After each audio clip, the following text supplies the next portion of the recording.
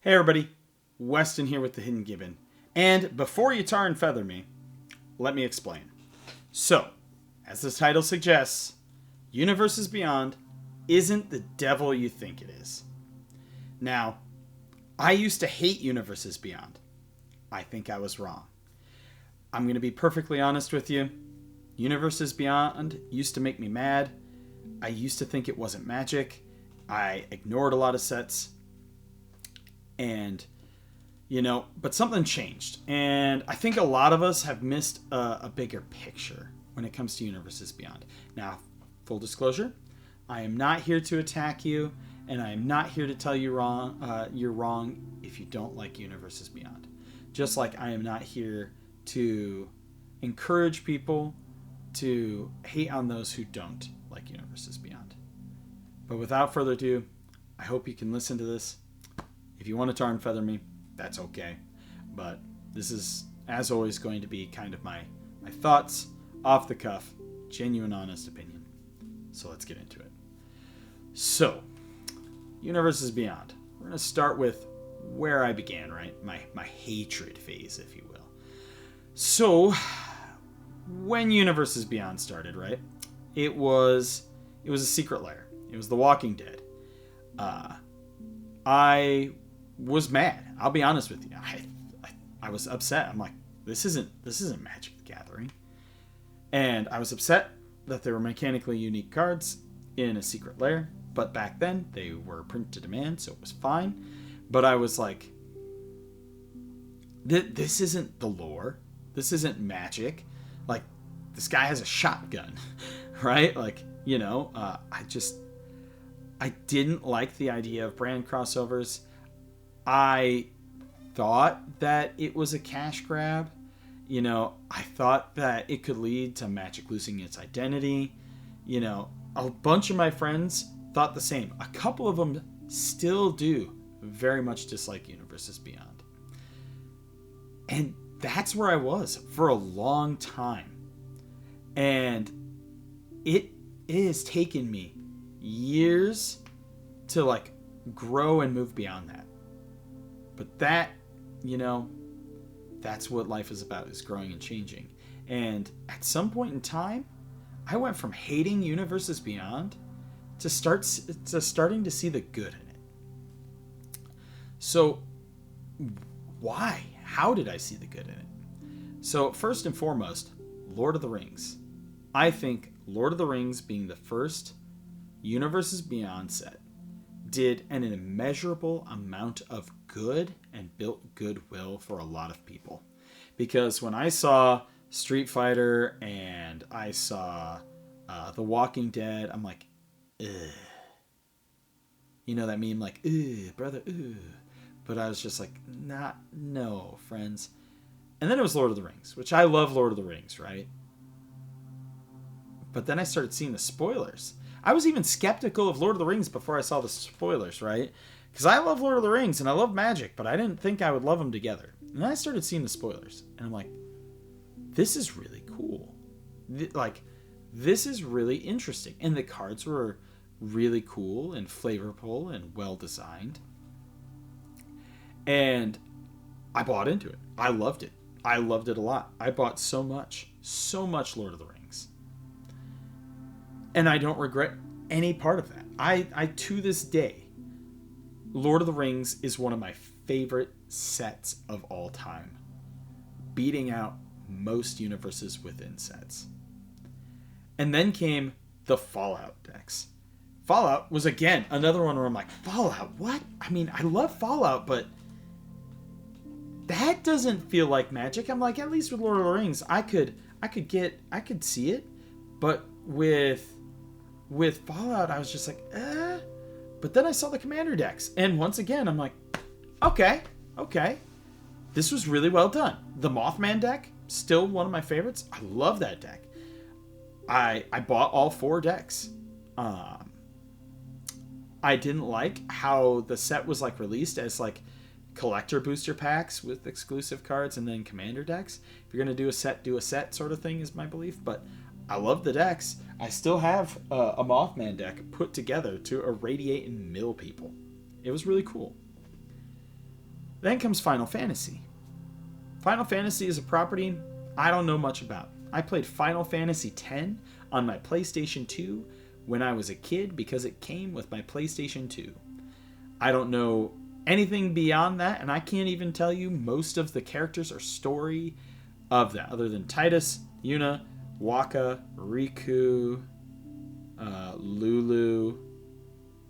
I think that's everybody. I don't remember the rest. But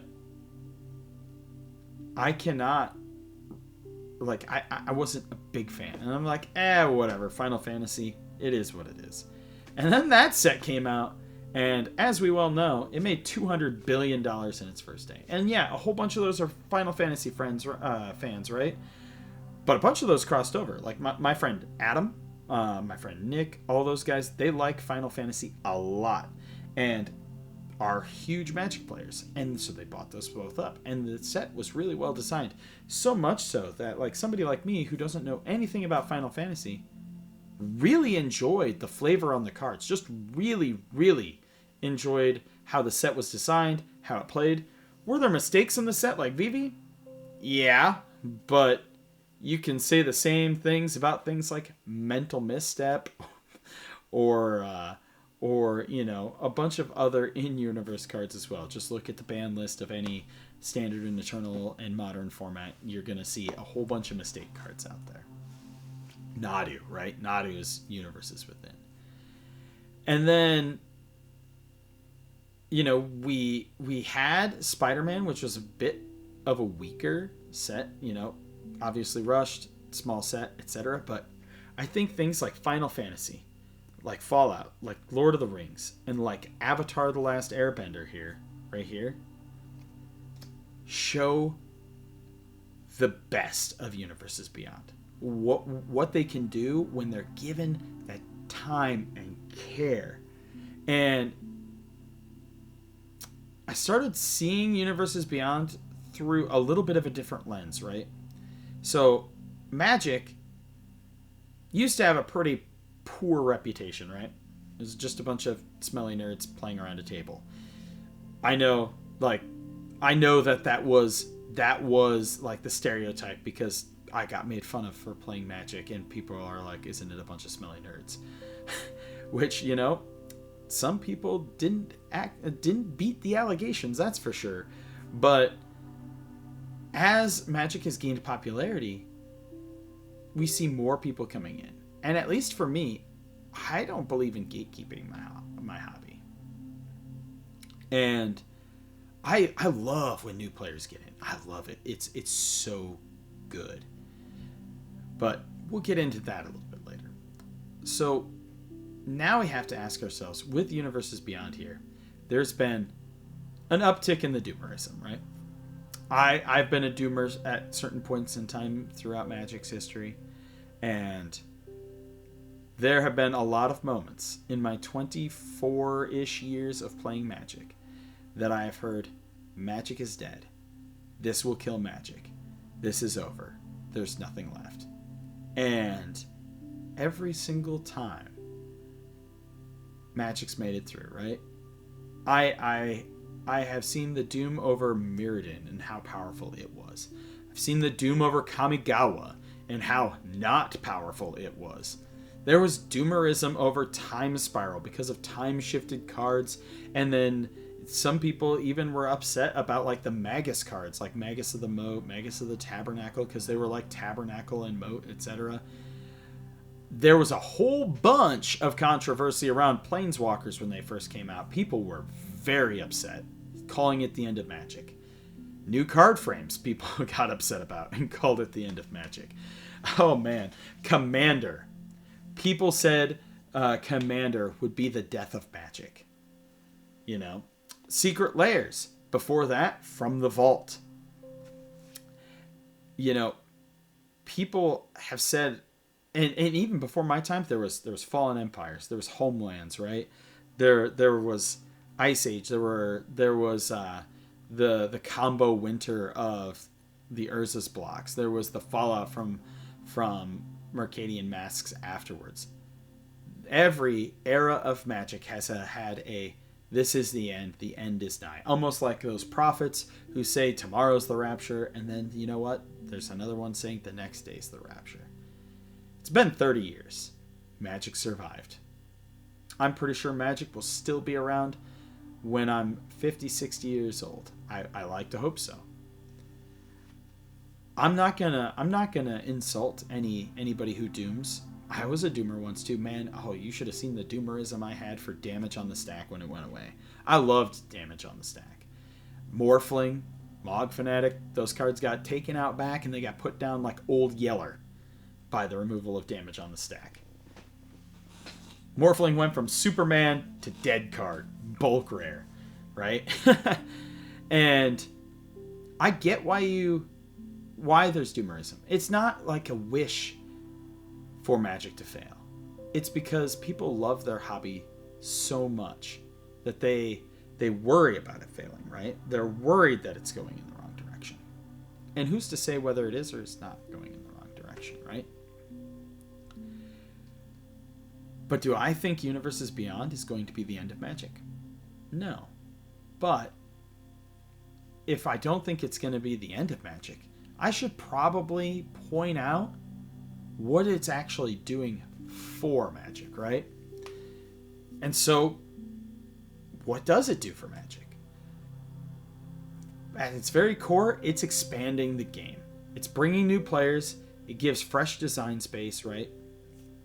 Universes Beyond is bringing in people who would have never, ever, ever touched Magic before. I have met people who would have never touched a Magic card, not once, if not for Lord of the Rings or Final Fantasy or Avatar. One of the guys at work,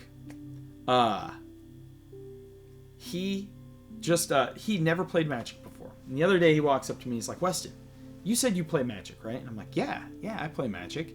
And he pops out his phone and he shows me he's been buying a whole bunch of Final Fantasy cards because he loves Final Fantasy. Now, you might be like, oh, well, he's just buying them to collect them. No, he bought Commander decks, and he's starting to build Commander decks out of other cards, and he's doing that with his son. And his son and him, as he said, would never have started playing Magic if not for Final Fantasy, because they didn't know a lot about it. They thought it was too nerdy. But now that Final Fantasy has gotten them in, he asked me about decks I play. He's like, what's your favorite commander? And I'm like, well, the commander deck I play the most is Azusa. And so he looked that up, and he's like, wow, that deck seems really cool, that sort of thing. Like, now he's into Magic. And he's going hog wild into Magic, right? And who am I to criticize Final Fantasy for being Universes Beyond when it brought him in and brought his son in and gave them something to bond over and do together, right? I'm going to love if my daughter wants to play Magic when she's older. And if that means that she gets into Magic via a K-pop Demon Hunter secret lair, that's fine. Because to me, making those memories with my kid is going to be worth the K-pop Demon Hunters. I mean, I like the movie, but like, next, it lets kids get excited for sets that their parents don't. Now say you're a parent, right? And you're an OG Magic player and you're like, you play Laura when you play this. Your kid might not get into that, but then your kid sees like Final Fantasy, or they see Avatar, or they see some of the upcoming sets and they're like, I want to play that, right? That gets them in. You can spend time with them as a kid. Now on the macro level, it helps grow LGS attendance. There were a lot of people at pre-release yesterday. It was the first pre-release I got to go to since Hour of Devastation because of my work schedule, and my wife and I working opposite schedules. We have to have our daughter with us, but my parents babysat, so I got to go to the Avatar one. I really, really wanted to be there, and there were so many people. And I was asking them questions like, hey, when did you start playing Magic? And I discovered something when I was in that room with 30, 40 other people. I was the Magic elder in the room. I was there when the Deep Magics were written, friends. At 24 years, The next longest playing person was like 8. Most were within a year or two, having got in with either Lord of the Rings or Final Fantasy, and then stuck around because they got hooked after that. Some people had quit Magic like 5-6 years ago and then came back for Avatar. And that's a good thing. That brings people to the LGSs, right? My local area, for the longest time, had one LGS. One. In the entire area. Then a second one opened. And that second one only did draft stuff. And then the first one stopped doing events. But I'm going to tell you, a whole bunch of other stores tried in that area, and there just wasn't enough people playing like Magic, because Magic is a big thing for LGSs to make money. And they died. Now there's 5 LGSs in our area. I haven't even been to the brand new one, but there's still the 2 old ones and two newer ones and a brand new one, and they're all doing really well. They all kind of like exist in harmony with each other, and they are all seeing an uptick in attendance. I've asked the employees at the 2 stores that I regularly go to, and they are seeing increased attendance, especially around things like Final Fantasy and Avatar, right? And if we can retain those players, if those new people come in and they have a great experience, that helps our local game stores.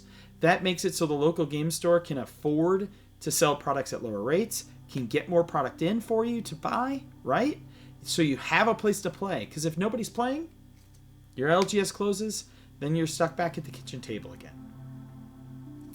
I have witnessed this firsthand, and although it is anecdotal, I talk to people and ask my friends in other states and things like that, and they're all kind of seeing the same thing, right? These new sets bringing people in. I hear the excitement about it. And then, Universes Beyond makes it accessible for people, right? People might not know who Elish Norn is, might not know who Zuifit is, might not know who Teferi or Urza are. But with things like Toph or Cloud or Gandalf, a little bit easier for access. And it makes Magic culturally relevant. Makes it gets us a little bit more into the pop culture, and can help just mainstream it. Making it mainstream means more people come in. And I know that some of you folks out there don't want more people playing. But I'm going to tell you, we need people to play the hobby. We need people to play Magic for the hobby to survive long term. Now, this isn't to say that Universes Beyond is perfect. I'm never gonna say that it's perfect. It does have some problems. What are some of those problems? Well, some of the products don't get the same love and care that others do, right? Spider-Man, I don't blame any single one of those rank and file Wizards employees at all. I don't. It was under a rush schedule. It was originally supposed to be a tiny set that was bumped up. I don't blame them for that set. It did not get the time or the amount of TLC that Avatar or Lord of the Rings or Final Fantasy got. It was doomed to hit the iceberg, right? And I'm worried for Turtles, because I've seen that same kind of reaction before. We've seen a whole bunch of it, right? Then pricing. Yeah, the licensing fee has been passed on to us, and that's not okay. Magic, this cardboard probably costs about 3 cents, maybe 20 cents to print a Magic card. I would be shocked if it cost even 20 cents.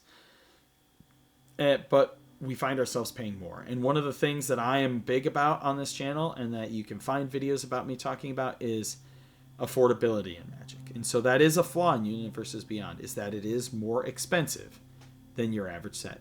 But I do think that there are ways for Wizards to make its profit without having to increase the prices dramatically. And unfortunately, we're not just seeing price increases in Universes Beyond, but we see with Lorwyn upcoming prices are increasing too. Then there's the scalping. We had never seen this before in Magic before. Or at least, not that I recall. I had never seen any discourse about scalping ever. It started with Secret Layers when they went from print to demand to limited. And then once it really took off with Final Fantasy, with the collector booster boxes, it shot to the moon. And that's not okay either. Scalping, price gouging, not okay. Secret Layers, not perfect either. I am firmly a believer that if you print mechanically unique cards, like Kratos, etc., into a Universes Beyond Secret Lair, that it cannot be made limited edition. That it must be made print to demand. Because you have to make it widely available to everybody. Especially if you end up oopsie doodling and one of those cards ends up being a major playable card for like Legacy or something, right? The card's going to shoot through the roof. Some crossovers feel random. I'll be honest with you, Spider-Man felt kind of random to me because they're making a whole Marvel Hero set. It just is odd to me that Spider-Man kind of got left on his own. He's got no Avengers around him to help pick him up, right? I think he would have been served better in like you doing groups of like Marvel heroes together. It's like Avengers and certain teams, etc. Like do an Avengers set, an X-Men set, Fantastic Four, etc. Give it a little bit more wide variety. I just don't think Spider-Man had what it took to hold it up on his own. And, you know, but regardless, you know, even with those even with those worries and those bad things, Magic's always had bad sets. Oh God, it's always had bad sets. I've lived through a lot of bad sets. Kamigawa block was not good. It had Jitte, it had Isamaru, had a couple other good cards in it, but I don't think you guys that are newer to the game remember things like Soul Shift and Channel, and I think Channel was in that, or Splice into Arcane, or whatever the one mechanic is that only has 4 cards in the cycle, or Epic. It was just not great, right? Not good. Before my time was Marcadian Masks, the fallout for how underpowered that set was. You know, we saw Aether Drift and Murders at Karloff Manor. Hell, even Amonkhet didn't receive that high of a reception. And those were all Universes Within sets. Dragon's Maze, same thing. And just like Universes Within, we're going to have really good sets in Universes Beyond, and we're going to have sets that fail, right? But I don't think it would be fair to us to define all of Universes Beyond by the sets that fail. Just like I cannot say that Edge of Eternities was a failure because Dragon's Maze was bad.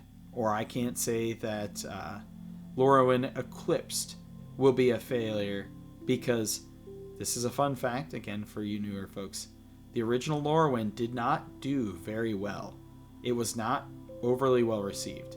It has kind of gained a lot of nostalgia and cult following since, but it was not well received at the time. Does that mean that I should preemptively judge Lorwyn Eclipse because of that and Lorwyn's history? No. So, Magic's not dying because of Universes Beyond. It's evolving, right? Magic's always evolved. You know, at one point we had Mana Burn, we had Anti, you know, we had damage on the stack. This is just another evolution. Rather than having blocks, we have single sets, right? It's just one more expression of Magic. It's not going to replace Magic at its core. No matter how many sets you have, you can have sets that are Universes Beyond, like Avatar here. See? Toph. But every single one of these cards from Avatar, I know for a fact that you could have made a Universes Within set with all of those mechanics. it doesn't feel any different than any other Magic I've ever played. It creates new entry points for people to join our game, for people to love our game, for people to really see what Magic can do. It renews old interest. Like I said, there were probably about 5 people at the store who used to play and had quit and are back now because of Avatar: Universes Beyond. It brings excitement to people who have never even heard of Magic before. I've got a buddy who had never even thought about Magic, but really likes Avatar. Another one that really likes Star Trek, right? In 10 years, Universes Beyond will just be another thing. I think it's going to slow down a lot. I think the 4 years of sets, I think once they hit peak saturation, they're going to back off of it. I don't think it's ever going to be every set. So it's gonna stick around. It's not going to go anywhere. I think that the best we can do is that we continue to hope that as many sets as possible get the same treatment as Final Fantasy and Lord of the Rings and Avatar as possible. And Magic is bigger than one product line, right? It's going to outlive controversy. Magic is the game that brought me happiness as a kid, at the time where I did not have friends, at the time where I felt alone, at the time where, I was miserable. It brought me friends, brought me happy memories. It got me through those tough times. It gave me community. There are people that I am friends with today that I started playing Magic with years ago. The friends that I play Magic with are the friends that I have kept the closest in contact with over the years. And then I can walk into my local stores and just talk Magic with people. And it forms that sense of community. It brought new people in. I want my daughter to someday love Magic, and I think that the best chance for her to do that is honestly through Universes Beyond. And so I don't think that Universes Beyond is killing Magic. I think that it's helping to keep it alive for the next generation. And Magic isn't dying. It's growing. But I want to hear what you have to say about this. You know me. I just kind of speak from the heart. I don't use scripts. I really don't. I have some bullet points typed out on a Word document right now, but no scripting. I call it from the heart, right? I'm just your average Magic player. I'm some dude in his office that loves playing Magic, has a bazillion cards piled up with a bunch of commander decks I'm building, that just loves the game and wants to see it succeed. And I want to hear from you. What are your thoughts on Universes Beyond? And for those of you who really despise Universes Beyond, I would ask, can I get from you in a polite manner, what was it that was the tipping point for you? And then what is it that might be able to win you over with Universes Beyond? For those of you who are on the fence, why are you on the fence? And for those of you who have really fallen in love with Universes Beyond, what got you to love Universes Beyond so much? But as always, I am Weston with the Hidden Gibbon. I love Magic. I know you do too. And I hope you all have a wonderful day.